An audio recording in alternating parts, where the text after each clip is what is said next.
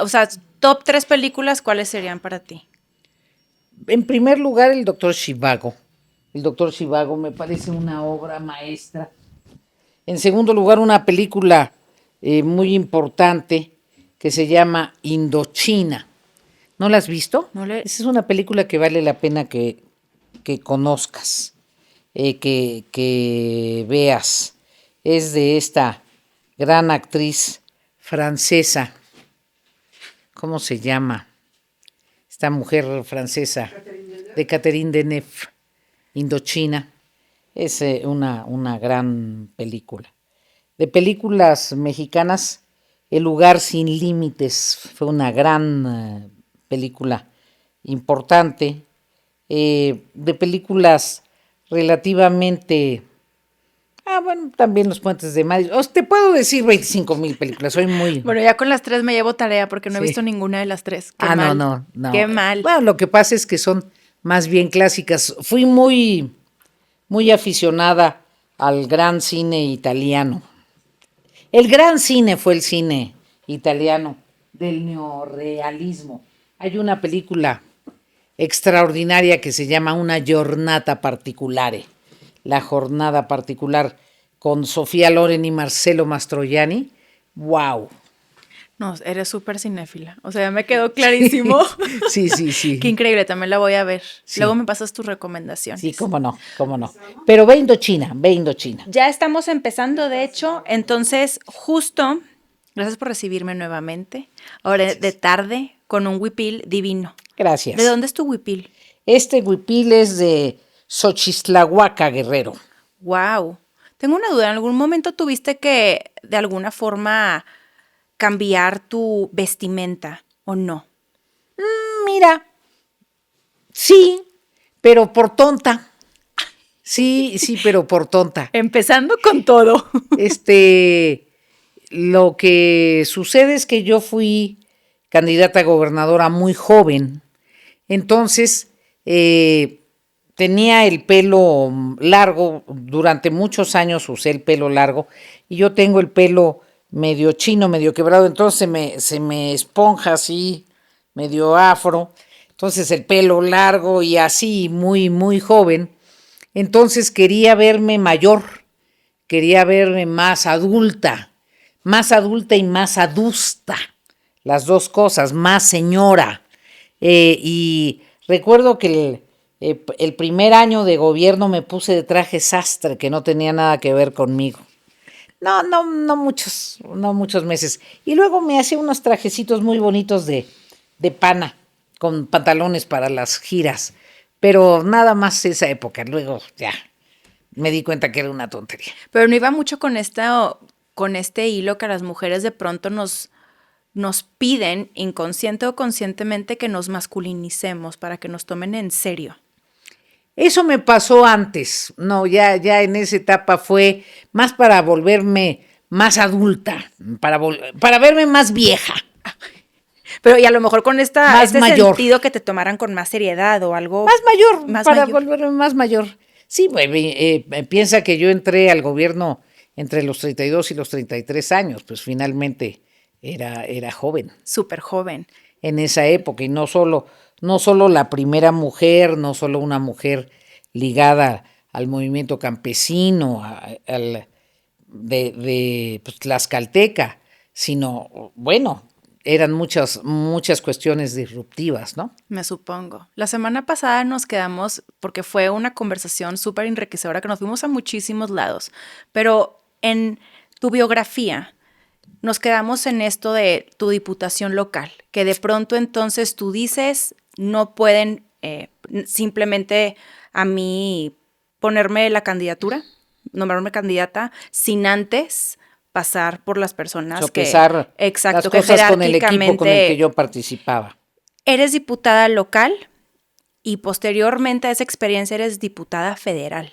Sí, tuve oportunidad de ser líder del Congreso local, aprendí mucho de esa experiencia, además un gobernador que era muy respetuoso del poder legislativo local, con el que adquirí muchos conocimientos, muy comprometido con el desarrollo de Tlaxcala, y después fui candidata a diputada federal y tuve oportunidad de ser diputada federal en la gran legislatura de la reforma política, que fue un parteaguas del sistema político mexicano. Fue la legislatura de 1979 donde se puso por primera vez en práctica la nueva legislación electoral y donde participaron las grandes figuras de la izquierda y las grandes figuras también del Partido Acción Nacional. Entonces fue una legislatura muy notable, muy interesante por las personalidades que allí concurrieron, y tuve la extraordinaria fortuna, la extraordinaria suerte de ser presidenta de la Cámara, presidenta del Congreso de la Unión. ¿Cómo llegaste a ser presidenta? Porque se dice muy fácil, pero en ese momento ha de haber sido, aparte, si ahorita es complejo, en ese momento aún más complejo y algo histórico. Y además fui presidenta el primer mes de la legislatura, al inicio de la legislatura, lo que también te permite aprender mucho, porque es el momento en el que se distribuyen las comisiones, en donde se hacen las grandes negociaciones entre los grupos parlamentarios. El líder de la mayoría del grupo priista era el licenciado Luis Marcelino Farías, un político culto, un político ilustrado, neoleonés, por cierto, de Nuevo León, que había sido gobernador de Nuevo León y que había sido locutor, un hombre al que le gustaba el buen manejo del lenguaje, y había figuras muy notables como don Juan Sabines, como Rafael Corrales Ayala, como Lauro Ortega, como don Antonio Carrillo Flores, como don Antonio Rocha Cordero, por mencionarte las figuras que había en el grupo parlamentario del PRI, pero en el grupo del PSUM y del PMT y de la izquierda estaba Eberto Castillo, estaba Valentín Campa, Arnoldo Martínez Verdugo, los grandes figuras de la izquierda, Gascón Mercado, en fin. Pues tuve el respaldo de la Diputación Campesina, que era la diputación más numerosa, la de la organización en la que milito, de la Confederación Nacional Campesina. Había yo participado en el colegio electoral, había tenido algunas buenas intervenciones y se acomodaron los astros y pude ser presidenta de la Cámara. ¡Qué increíble! Y había mucha misoginia o machismo respecto a tu posición. Yo creo que lo que hubo fue una enorme sorpresa. Nuevamente, no solo por el hecho de ser mujer, sino por ser tan joven. Debo confesarte que cuando estaba pensando en que iba a llegar a la legislatura, yo pensaba, ay, ojalá me toque que la mayoría me designe para decir el discurso que le toca a los jóvenes, que es el discurso que se dice el Día de los Niños Héroes, que es en septiembre. En ese entonces, ser presidente de la Cámara en septiembre era muy simbólico, porque es cuando es la sesión del Congreso de la Unión. Uh-huh. Entonces presides la Cámara y el Senado, y en esa época todavía existía la presencia del presidente de la República en la sesión del Congreso General.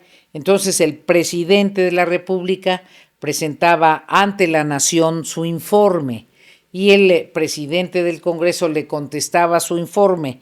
Entonces había una gran protagonismo, porque esta era una sesión que se difundía a nivel nacional. Entonces, pues sí fue muy, muy interesante. Creo que sí hubo sorpresa por mi condición femenina y por mi juventud. Me imagino a tus amigos en Tlaxcala viéndote. Mira. Contentos. Pues claro, orgullosísimos. Contentos.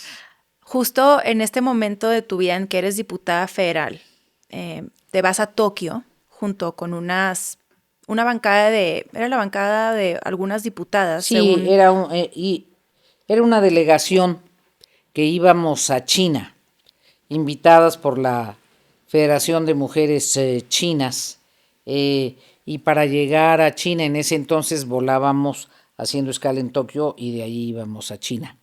Y justamente cuando estás por llegar a tu destino final, te envían, bueno, te hacen entrega de un coreograma cuando tú haces justamente como Escala. el registro, escala. En Tokio. Te preguntan si eres Beatriz Paredes, recibes un coreograma que iba con una fecha de 2 días anteriores y te hacen saber que tu mamá está en coma. Efectivamente fue un momento muy impactante, muy inesperado, muy difícil. Yo llegaba pues de un viaje larguísimo a registrarme al hotel para pasar la noche. A la mañana siguiente volábamos de Tokio a Pekín y recibo en la administración, cuando me estaba registrando, este coreograma que decía señora Berta Rangel en coma. Entonces inmediatamente lo que hice fue comunicarme a México con las diferencias de horario, tratar de ver qué estaba sucediendo. Ya me enteré que había tenido un problema de hipertensión arterial y pues a regresarme inmediatamente, después de llegar inmediatamente, tratar de conseguir el primer vuelo para regresarme a la Ciudad de México.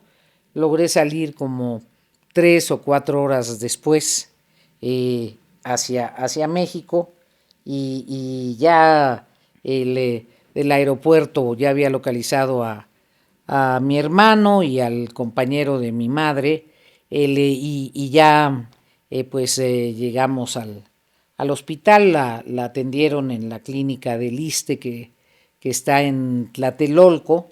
Allí llegó de emergencias gracias a un taxista al que le estaré agradecida toda mi vida, de esos héroes anónimos que la rescató, la llevó a la clínica y bueno, después de mucho tiempo en recuperación, finalmente tuvo un accidente vascular cerebral del que se recuperó paulatinamente y quedó con una hemiplegia parcial de todo el lado derecho.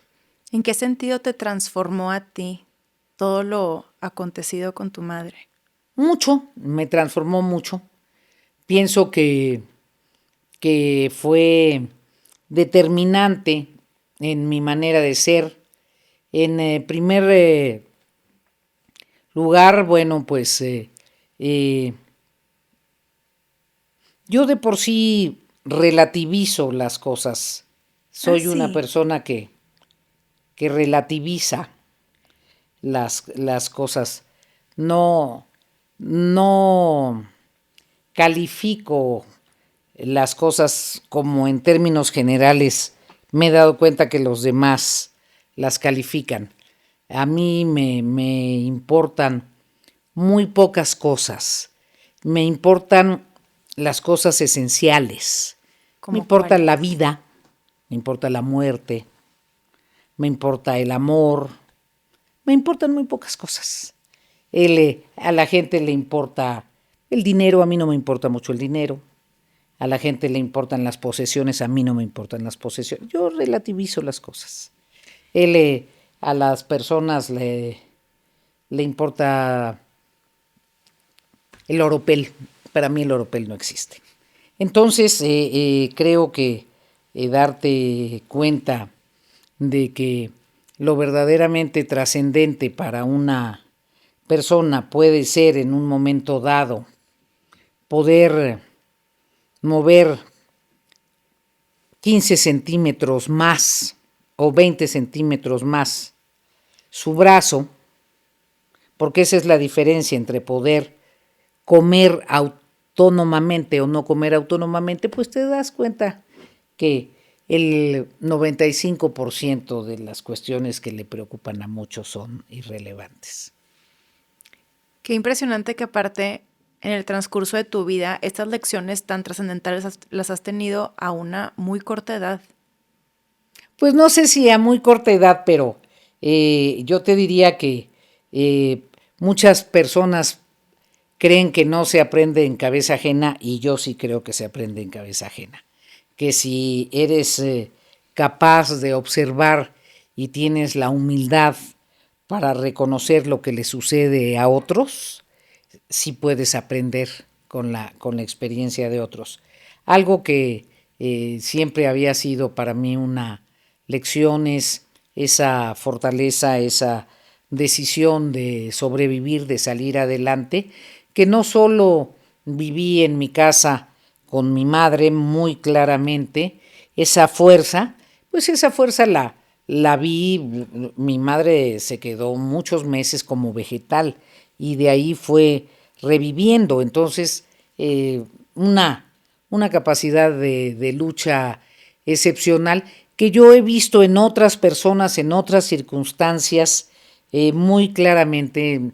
Entonces, soy una convencida de que si tú estás dispuesto o dispuesta a luchar, siempre se puede. Yo leía el libro que le hizo tu mamá, que está divino. Me Gracias. encantó y me tocó muchísimo. Pero había una parte en la que tú mencionas y que estás platicando, son los diálogos que tienes con tu mamá, en donde tu mamá está aquí en la Ciudad de México y a ti se te abre la oportunidad de ser la gobernadora de Tlaxcala, la segunda gobernadora del país. Y tienes el relato con ella en el que le dices, mamá, acompáñame a Tlaxcala. Tu mamá no te quiso acompañar. ¿Y cómo fue para ti lidiar con esto, donde tu carrera profesional va en aumento, pero también personalmente, quieras o no, tienes este otro tema como los claroscuros? Pues mira, para mí fue muy sorprendente, pero al mismo tiempo te refleja de manera muy nítida la personalidad de mi mamá. Yo pensé que cuando se da mi candidatura, desde luego le dio mucho gusto, fui a hacer campaña, regresaba cuando podía visitarla, pero ya cuando gano la candidatura, de manera muy natural le dije, mami, vamos a vivir a Tlaxcala. Y entonces me dijo, déjame pensarlo.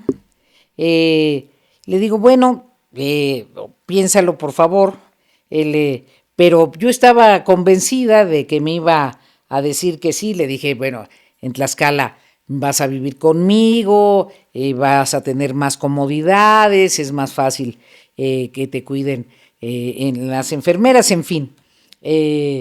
Y cuando regresé a preguntarle qué había decidido, mi mamá me dijo, ¿sabes qué, Betty? Decidí no irme contigo. Le digo, ¿cómo es eso, mamá?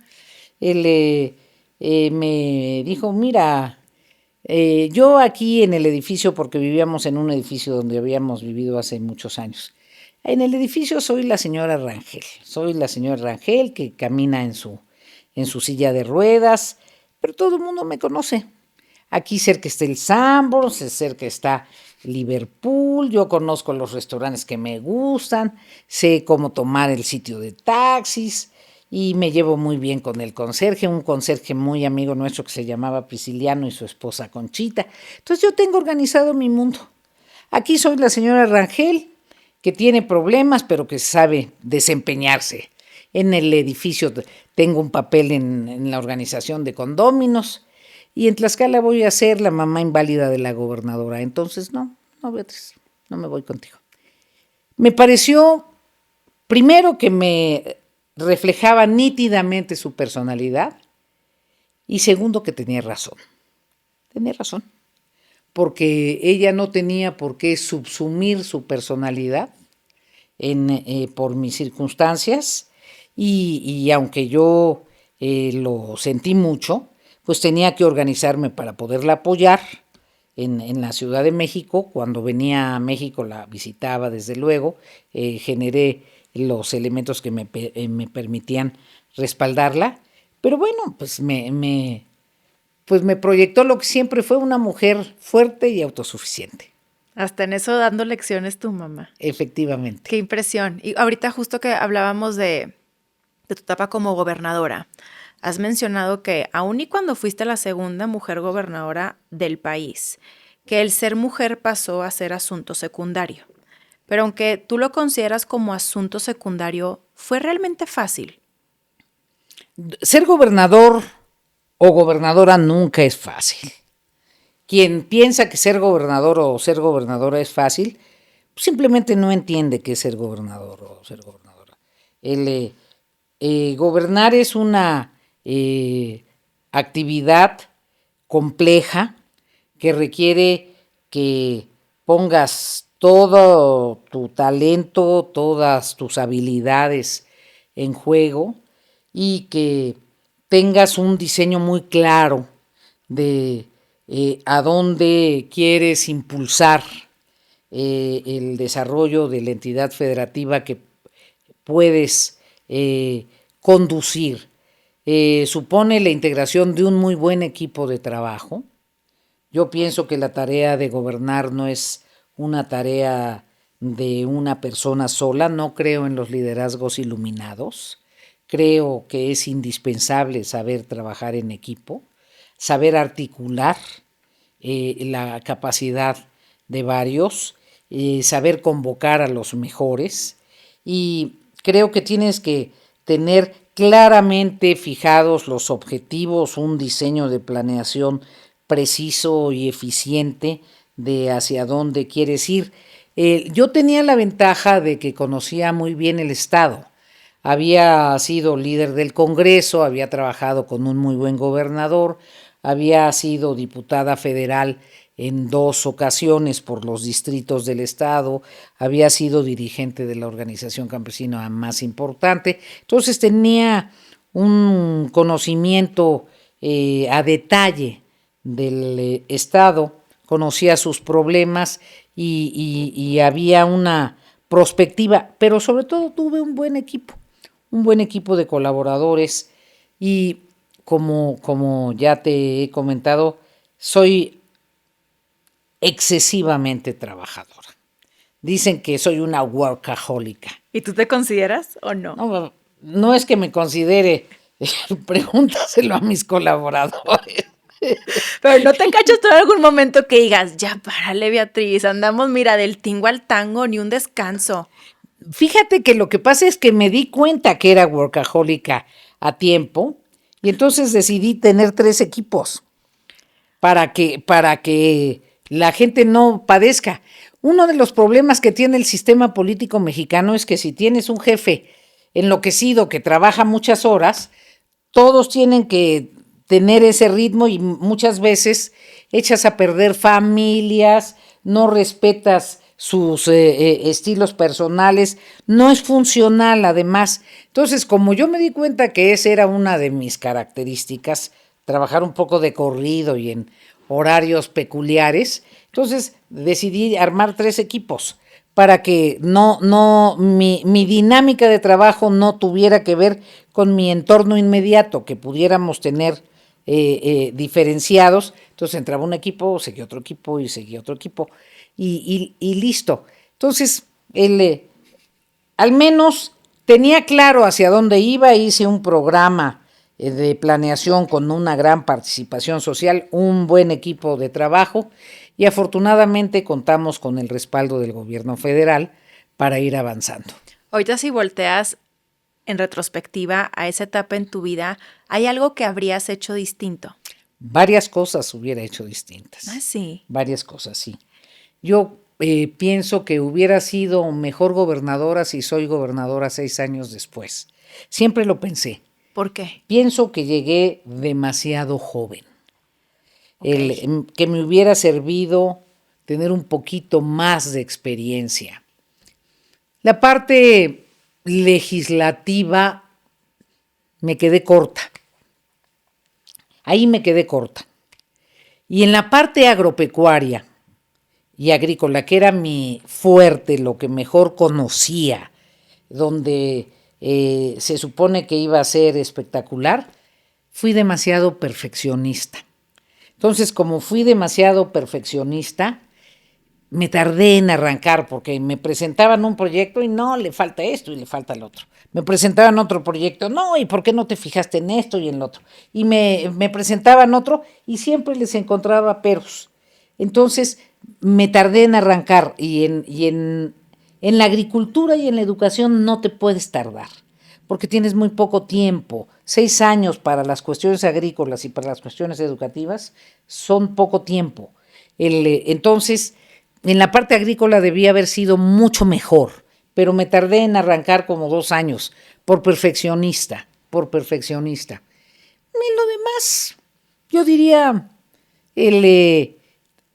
tenía sentido. Las cosas que hacía tenían sentido. Y le di continuidad a la transformación estructural de Tlaxcala, porque lo que importa es que los gobernantes sepamos que formamos parte de un gran ciclo histórico.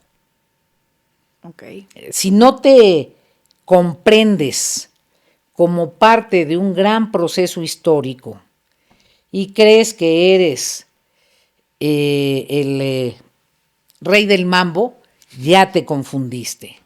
Entonces, nosotros, yo y el equipo y yo, formábamos parte del gran ciclo histórico de transición de un estado básicamente rural que tuvo una etapa feudal muy desagradable para el mundo campesino, a un proceso de transición de lo rural a lo industrial, que tuvo un despegue muy importante con Sánchez Piedras, el gobernador con el que yo trabajé, que tuvo continuidad con el gobernador Tulio Hernández y que se consolidó conmigo. Pero yo formaba parte de ese gran ciclo y que logramos cambiar la matriz económica, la población económicamente activa, la matriz económica, de una matriz económica básicamente rural a una matriz económica equilibrada, con una parte de la economía en la agricultura, una parte muy importante en la industria y una parte en los servicios, y ya ir apuntalando la vocación industrial, aprovechando la situación geográfica de Tlaxcala, y ir transformando el horizonte de la juventud tlaxcalteca de una juventud que tuviera como único horizonte el campo en minifundios a el horizonte industrial y de servicios. Entonces, si tú te comprendes a ti mismo como parte de un proceso, lo que importa es ver cómo vas empujando ese proceso. Y a mí me parece que mi administración sirvió para eso, sirvió para abrirle la puerta a muchas más mujeres. Yo quiero decirte, y eso me da mucho gusto, que desde que yo participé en la gubernatura, no dejó de haber mujeres o en las diputaciones federales o en el Senado. Todo el tiempo, siempre. O sea, hubo un jalón en la participación de la mujer por cualquiera de los partidos, pero siempre hubo la presencia de una mujer, cuando menos, si no es que de varias, en primera línea. Ahorita, por ejemplo, la senadora por Morena es una mujer, la senadora por el Partido Acción Nacional es una mujer, la gobernadora es una mujer y la senadora por mi grupo parlamentario es una mujer. O sea, desde que entré a la política en el protagonismo principal, siempre ha habido una mujer en la primera línea. Ahora sí que derribando paredes. Así es.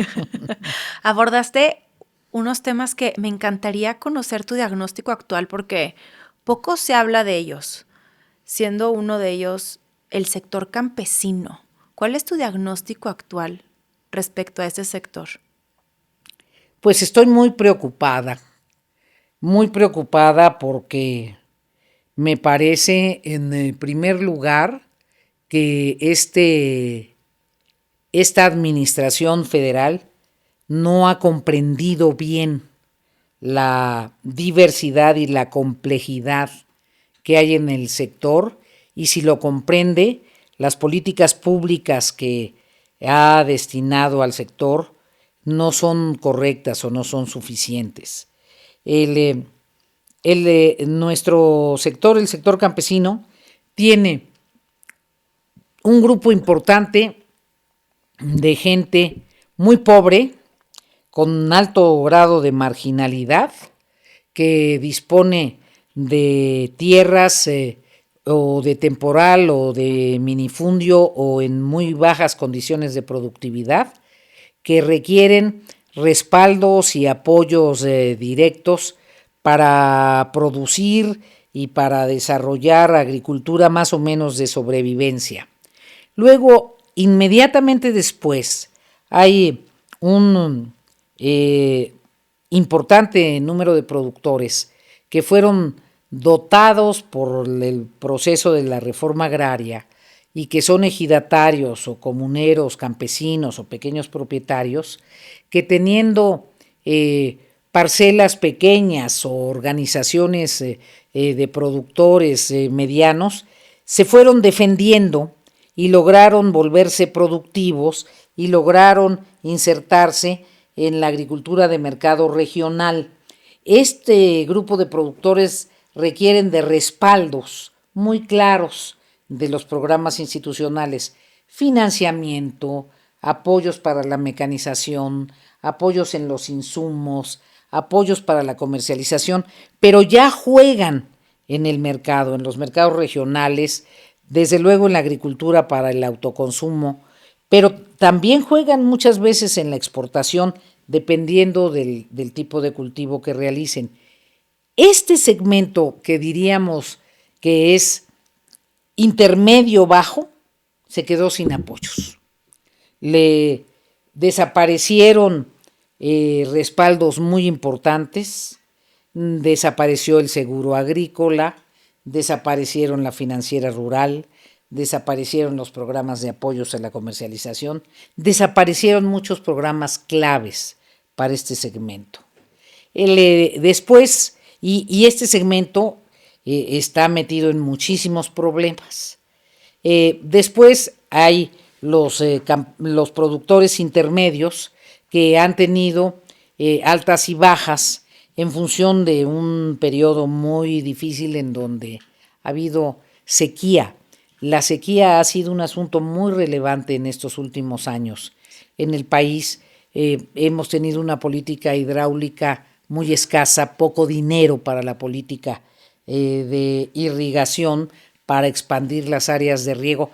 ¿Para qué les sigo? Podría hablarte 3 horas del mundo rural. Me interesa muchísimo porque creo que es también un mundo que, pues, no sé, del cual no se habla mucho y se desconoce. Sí, tenemos poca interlocución, siendo tan importante porque es el que provee alimentos para que todos sobrevivamos, para que haya comidita en la mañana, a mediodía y en la noche, ¿no? Claro. Y tenemos otro segmento que ha sido muy eficaz, los agricultores de exportación. Hemos ganado un nicho de prestigio y de respeto en la producción, por ejemplo, de aguacate. Somos los gigantes en la producción de aguacate. Somos muy buenos productores de berries. Somos productores estrella en limón, por ejemplo. Pero incluso estos cultivos que son de alta rentabilidad y de alta exportación, han tenido que salir solos los productores porque ha habido una reducción del presupuesto para el sector agropecuario que es incomprensible.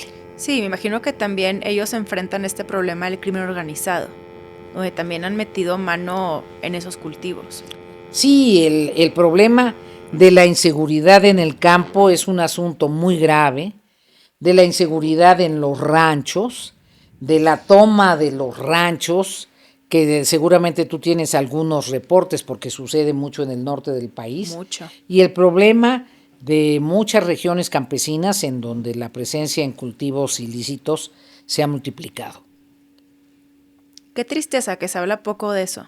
Y sí, como lo mencionas, yo conozco muchísimas personas y muchos casos justo de la toma de ranchos, como quienes inclusive trabajan en los mismos, arriesgan su vida diariamente con tal de protegerlos y pareciera que están solos, desamparados.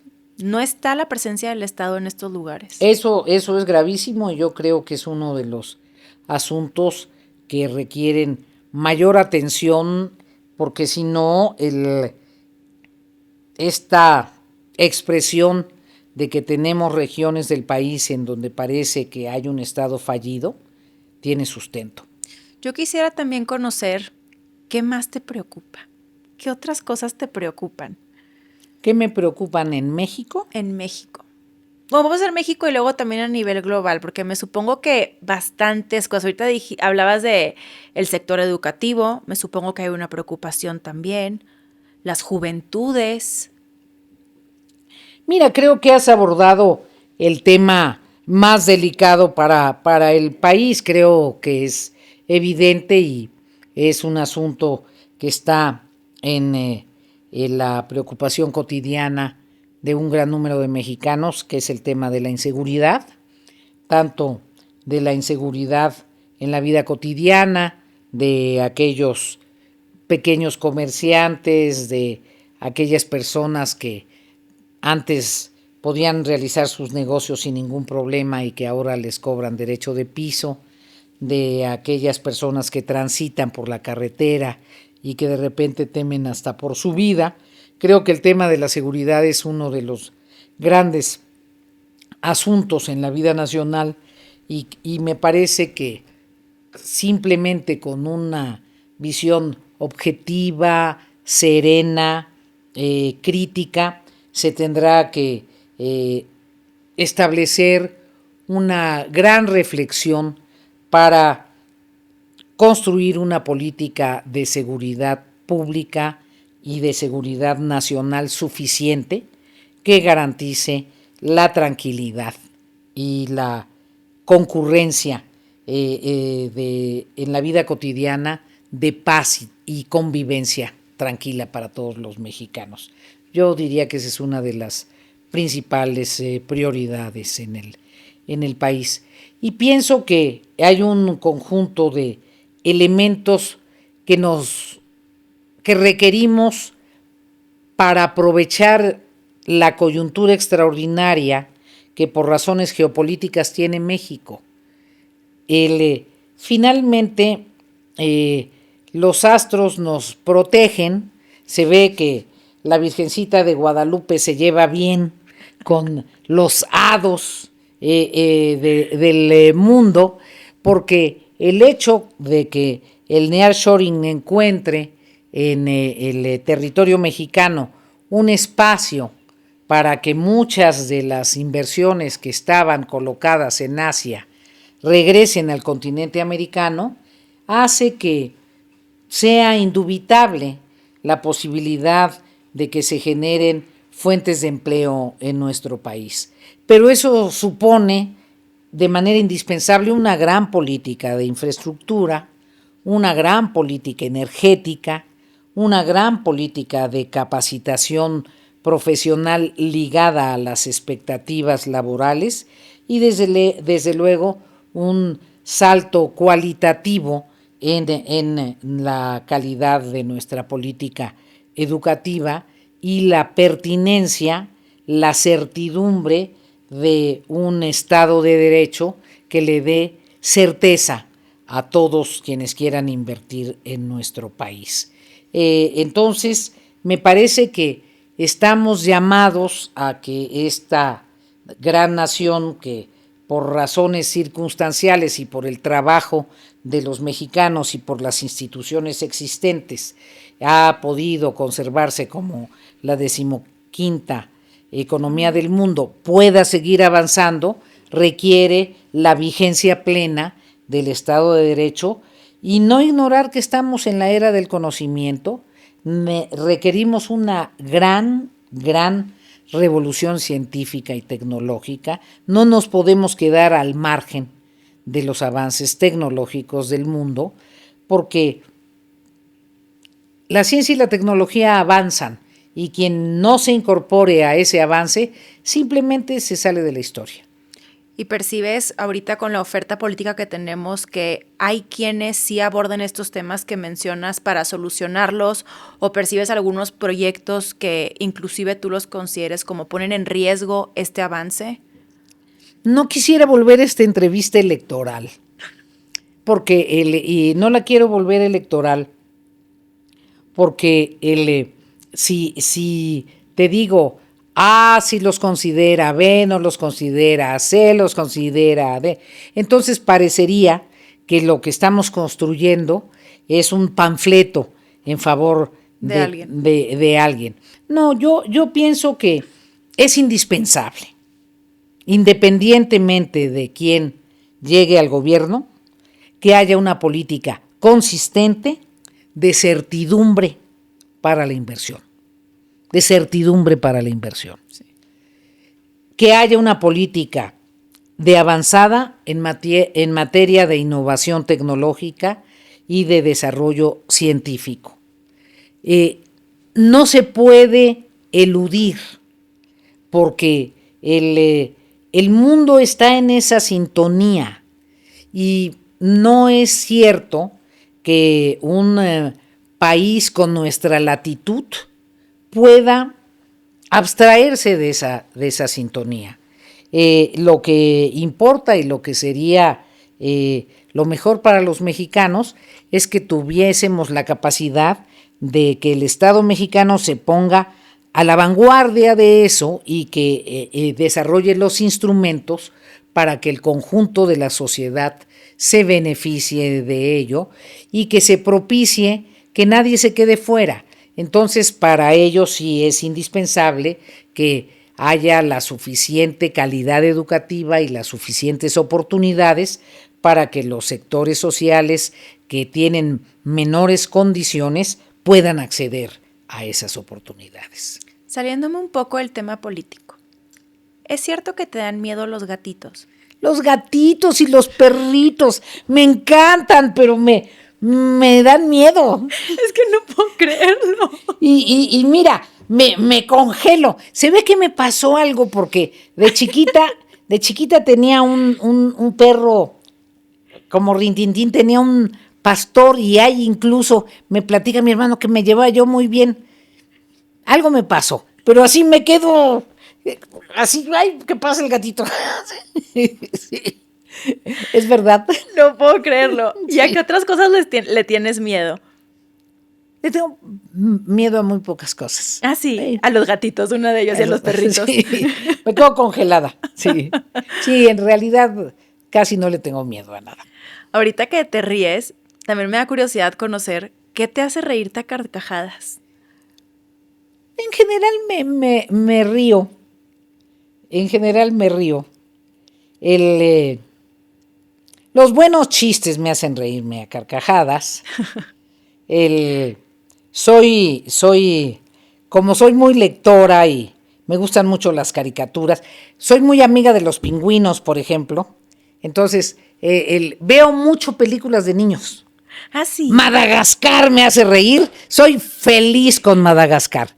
No me pierdo cuando hay una nueva película de Madagascar. No puedo creer. Sí. Hasta te las puedo relatar. Entonces, la naturaleza, los animales, sí. Te encanta, el color. Sí. El color me fascina. Y como te dije, tengo el privilegio de sentir emoción estética. Eso es un regalo, es un don que aprecio. Entonces, me emocionó un amanecer, me emocionó un crepúsculo, disfruto la música, la pintura, en fin. Pues eres gozadora de la vida. Me gusta vivir. Hay una canción maravillosa brasileña que dice, vivir sin tener la vergüenza de ser feliz. Yo sé que la vida podría ser mejor y tal vez lo será, pero eso no me impide que repita que es bonita y es bonita. Ay, la quiero escuchar. Vivir sin tener la vergüenza de ser feliz. Se me está haciendo escucharte cantar. Y cantar. Es muy bonita, te la voy a mandar. Ay, no, ¿dónde guardas aquí en tu casa la guitarra? Ah, por ahí. Quisiera que él moriría por... Sí, pero no. Luego te invito a una bohemia. Qué bonito timbre de voz. Gracias. Pero es una canción preciosa. ¿Y la guitarra la tocas seguido? Cuando puedo. No todo lo que yo quisiera. ¿Aprendiste sola o tuviste clases? Aprendí cuando me rompí la primera vez la pata. Que fue crucial esa ruptura de pata en mi vida, porque si no me me pasa esa fractura a los 14 años, me hubiera dedicado a hacer deporte porque me encantaba. A los 14 años. En el mismo lugar que me rompí ahora la pata. Yo pensé que podía ser deportista, pero deportista de alto rendimiento. Cuando me rompí la pata dije, ya no voy a ser deportista. Y entonces... Se acabó el sueño a cantar. Sí. Ahorita retomando nuevamente el tema político. Yo te he escuchado en muchas ocasiones que has querido y que consideras que se debe reformar el sistema político. El sistema político también justamente incluye el sistema de partidos. Y a mí algo que siempre me ha llamado la atención es cómo le hiciste para, dentro de una institución tan vertical como un partido político, llegar al nivel más alto de poder al interior. Pues porque exigí que hubiera elecciones. Al interior del PRI. Sí, yo fui después de muchos años en el PRI, quizá la primera, no estoy segura, pero sí de los primeros presidentes que fue presidente por elección directa, no por designación. Pero me imagino que fue difícil instaurar eso. Fue muy difícil. Sí, y creo que llegué a la dirigencia del PRI en medio de una crisis. Difícilmente hubiese sido presidente del PRI en condiciones normales, en condiciones de estabilidad. Yo llego a la presidencia del PRI después de un proceso muy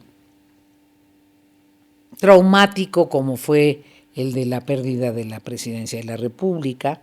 Nosotros perdimos la presidencia de la República en el año 2000, después de que ya habíamos competido una vez por la presidencia y la habíamos perdido, en el momento en que el PRI se encontraba después de la elección presidencial en tercer lugar. O sea, no solo habíamos perdido una vez, habíamos perdido 2 veces la presidencia y era la primera vez que nos encontrábamos en tercer lugar.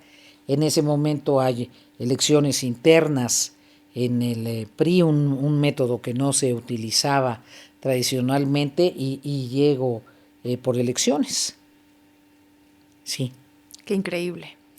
Ahora, ya había sido dirigente de la Confederación Nacional Campesina, ya había sido presidente de la Fundación Colosio y ya había estado en otras 4 carteras del Comité Ejecutivo Nacional. Entonces conocía muy bien por dentro la organización del partido. Aún así participé en una competencia cerrada, compleja, complicada, pero afortunadamente y quienes participamos en esa ocasión hubo una actitud de respeto y de reconocimiento de todos y pudimos después restablecer la unidad en el partido. ¿Fue difícil dirigir el partido? Es un partido muy complejo el PRI, ¿cómo no? Es un partido muy complejo, muy grande, con cuadros muy diversos.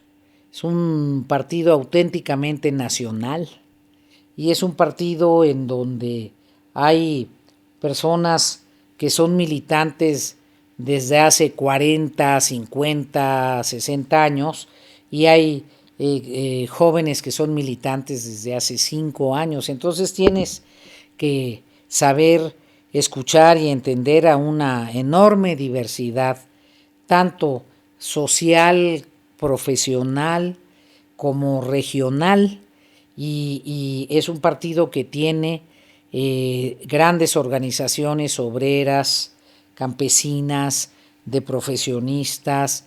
Es el partido que impulsó por primera vez la participación de las mujeres, que defendió el voto de las mujeres. Es un partido muy complejo. Ahorita que hablamos del PRI, ¿a qué le atribuyes tú el que tantos militantes se hayan salido del partido? A mí me parece que el sistema político mexicano que conocimos del siglo XX ya terminó. Yo pienso que estamos en una etapa muy larga de transición y que nos está haciendo muy difícil a todos quienes vivimos el régimen político del siglo XX, reconocer que eso ya se acabó y que tenemos que construir algo totalmente nuevo.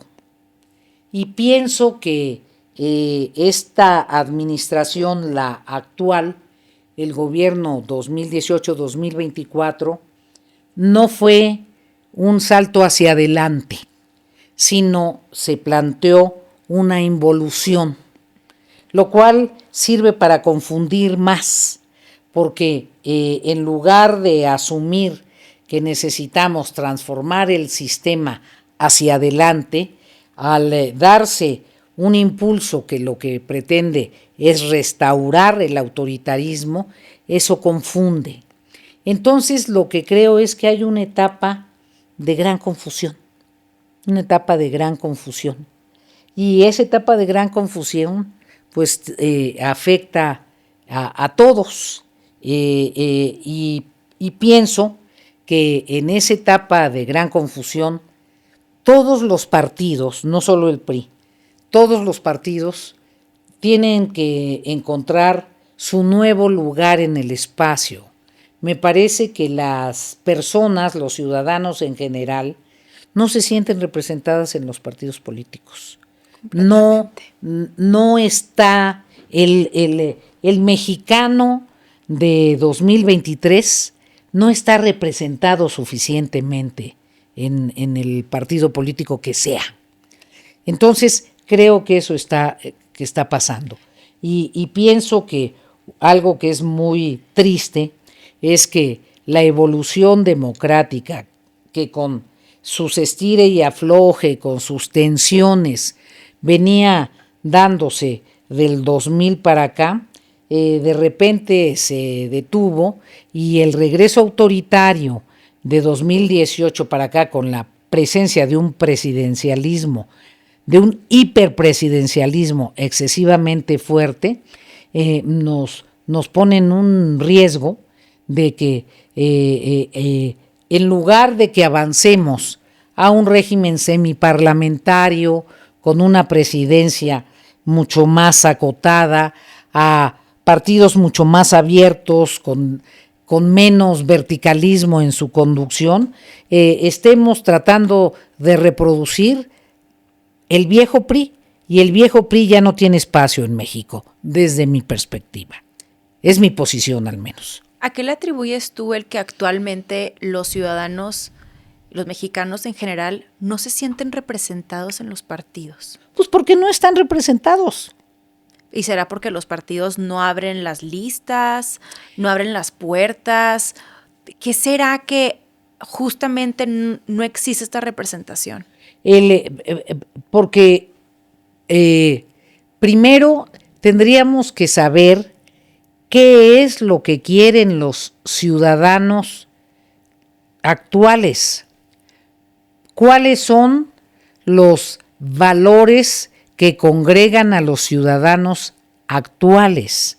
Algo que a mí me había entusiasmado mucho es esta idea de que hubiese mayor representación de la sociedad civil. Pues la sociedad civil lo tiene que exigir. Totalmente. Nadie exigirá por la sociedad civil lo que la sociedad civil no exija por sí misma. También ahí es un poco conveniente la degradación del quehacer público, ¿no? Que a lo mejor antes era una profesión un poco más honorable, pero hoy realmente no lo es. Lamentablemente, me parece que hay algunos personajes que lo que querían ser era artistas del vodevil. Pues si querían ser artistas del Circo de Soleil, pues se hubieran inscrito en el Circo de Soleil. Entonces, pero si quieren ser políticos y gobernantes, pues que asuman la responsabilidad que tiene ser, sin dejar de ser simpáticos, sin dejar de ser frescos y abiertos. Bueno, hay fronteras. Claro, hay límites. Me encantaría también conocer, dada toda tu trayectoria profesional y política, ¿por qué consideras tú que no se profundizó la evolución democrática? Pues básicamente porque México es un país que ha tenido al presidencialismo como piedra angular del sistema, pero el régimen presidencialista se estableció cuando éramos un país de entre 30 y 40 millones de habitantes. Ahora somos un país de 130 millones de habitantes. Cuando éramos un país en donde los niveles de comunicación hacían que una parte muy grande de la población no estuviera informada de los asuntos públicos. Ahora, por el contrario, gracias a las redes sociales y a la revolución en las telecomunicaciones, la mayoría de la gente está informada. Entonces, el centralismo y el presidencialismo a mí me parece que están agotados y que el inhibir a las regiones, la capacidad creadora de las regiones, la capacidad creativa de los jóvenes, la fuerza de los estados, no es lo que conviene para México. Creo que debemos robustecer el federalismo, las regiones, acabar con el centralismo y que haya mucha mayor fuerza en los otros poderes y un diseño de desarrollo regional muy vigoroso. Hace mucha falta. Eso creo. Muchísima. Pero ¿sabes qué me preocupa? Que escucho a muy pocos dentro de la clase política verbalizarlo. Por eso te digo que es muy triste que una involución de lo que estamos viendo en el 18-24, en la personalidad del presidente de la República, nos saque a todos el pequeño autoritario que todo el mundo lleva adentro. Esta es una sociedad con una tradición autoritaria y autocrática de muchos siglos. Es muy importante que la evolución democrática y que la vocación democrática no se difumine, no se minusvalúe ni se disminuya ante los hechos recientes. Hablando de sociedad y aprovechando que eres socióloga, ¿en qué sociedad estamos viviendo? ¿En este momento? Sí. Esta es una muy buena pregunta.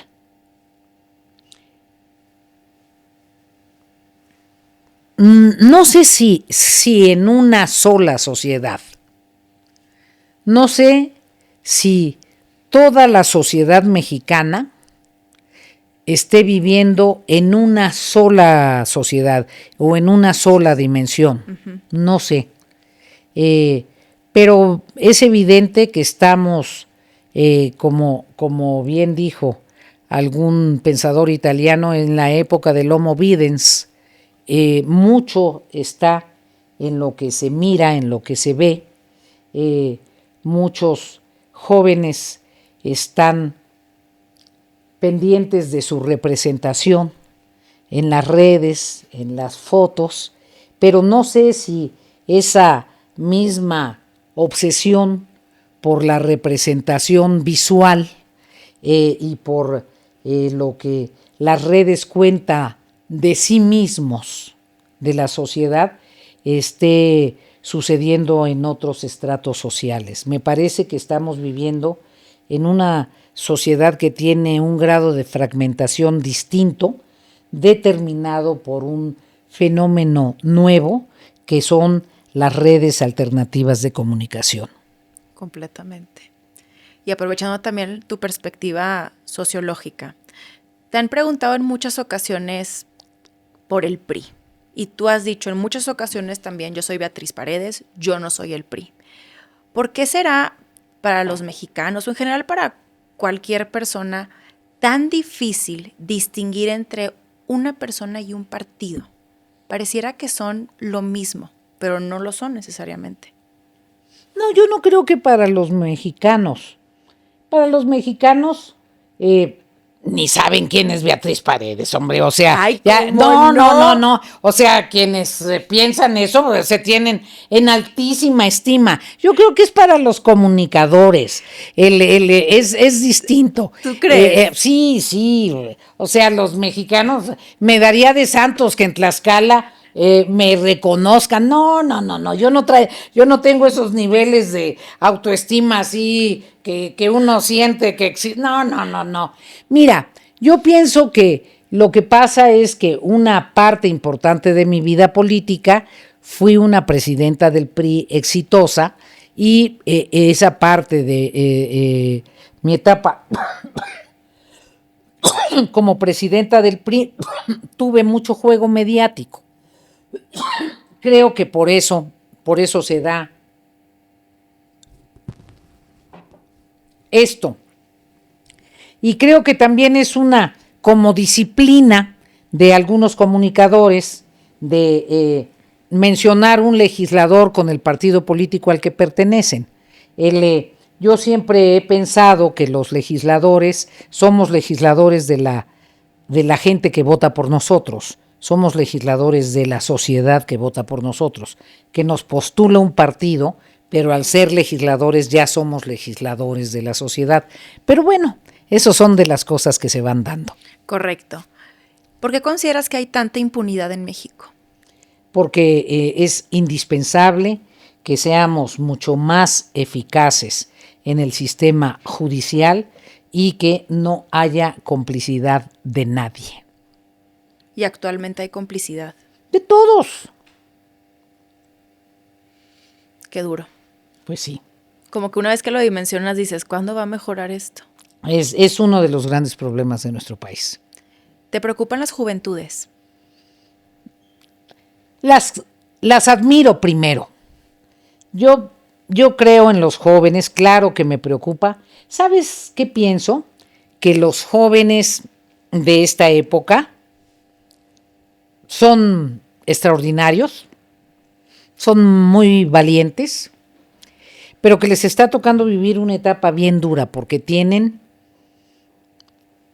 caminan con mucho más, junto a más riesgos que en otras generaciones. La oferta de drogas está a la vuelta de su casa.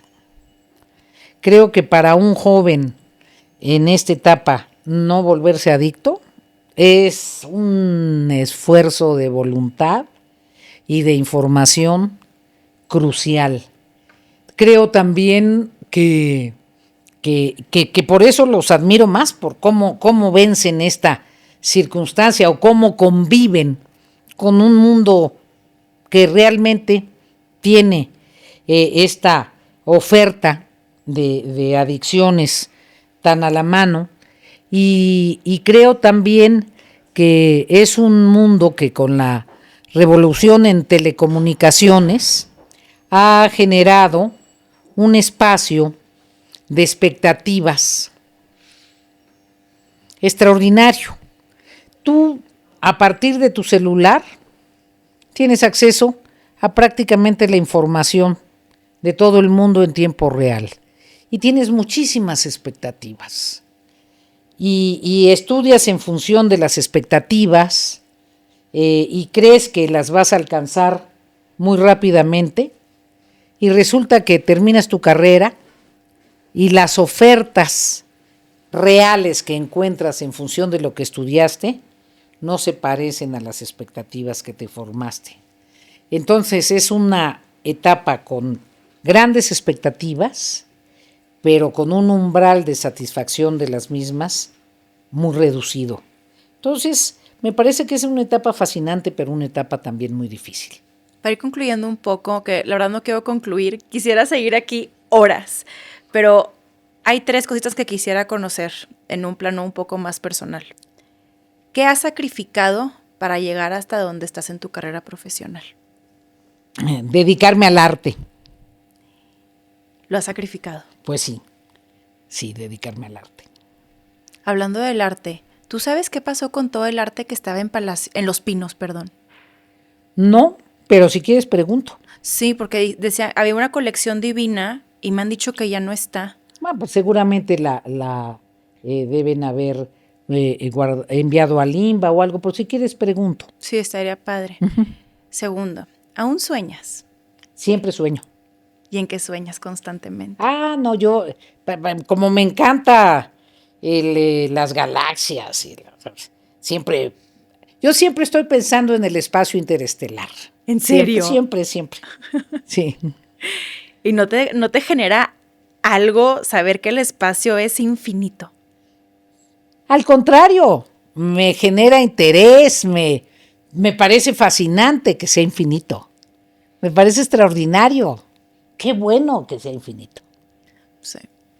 ¿Este es el México que soñaste? Desde luego que no. No, no, no. Estamos muy lejos del México en el que sueño. Y por último, ¿qué sigue para Beatriz Paredes? Ser una espléndida escritora. Ojalá les gusten mis novelas. ¿Cuándo? Ah, ya verás. Eso es surprise. ¿Me invitas? Claro que sí. ¡Ay, qué increíble! De verdad que te agradezco muchísimo. Todo este tiempo ha sido mágico, lo he gozado muchísimo y gracias, de verdad, muchísimas gracias. Muchísimas gracias. Y también por haber derribado tantas paredes para nosotros las mujeres. Encantada. Muchas gracias. Muchísimo gusto.